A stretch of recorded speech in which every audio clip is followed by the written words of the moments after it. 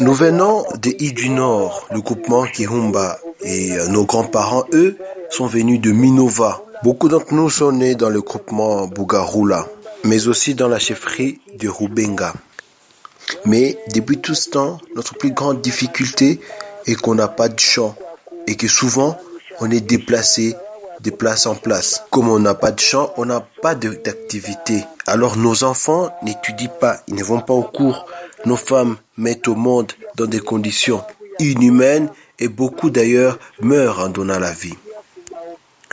Nous n'avons pas non plus de maison pour habiter. Ce sont des cases, des huttes qui ne reflètent aucunement notre dignité. Mais ce qu'il y a de grave dans tout ça, c'est que même ceux qui font des efforts pour trouver assez d'argent pour scolariser les enfants, on fait tout pour qu'ils ne puissent jamais quitter l'île. On ne veut pas que nos enfants aillent étudier ailleurs, découvrir d'autres horizons. Et c'est ça notre grande difficulté ici sur l'île. Nos champs, nous les avons perdus quand les Bahavus sont venus ici. Ils étaient plus nombreux que nous. Nous, on est sur toute l'île, on n'est que 7800. Et eux étaient plus nombreux. Alors ils sont venus, ils nous ont tout ravis. Nos champs sont partis et c'est comme ça qu'ils nous ont tout dépouillé. Nous, on n'a plus rien. Nous n'avons pas de terre pour cultiver.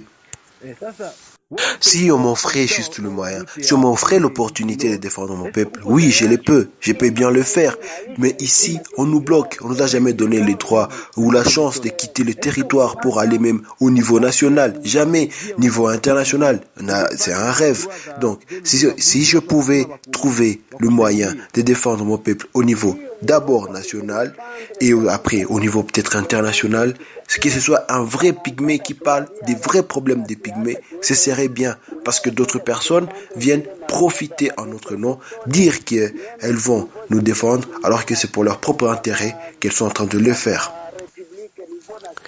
Parmi nos autres plus grandes difficultés, c'est que la mort d'un pygmée, c'est comme rien. Il y a récemment d'ailleurs, quand je te parle là maintenant, c'est un dossier que je suis en train de traiter, un pygmée qui a été étranglé. Il a failli mourir, il s'est échappé par chance. Et voilà, donc il n'y aura pas de suivi, il n'y aura pas de justice. C'est parmi ça aussi nos plus grandes difficultés qu'il y a ici sur l'île.